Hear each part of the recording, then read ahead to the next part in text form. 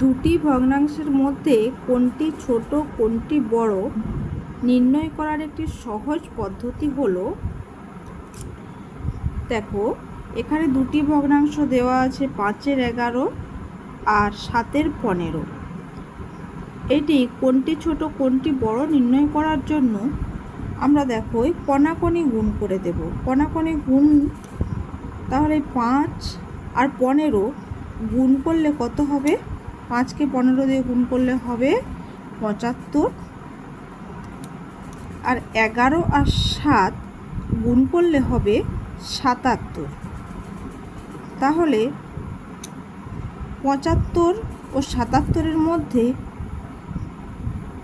77 বড়, তাহলে এই 7-এর 15 ভগ্নাংশটি হলো বড়। 7-এর 15 ভগ্নাংশটি বড়।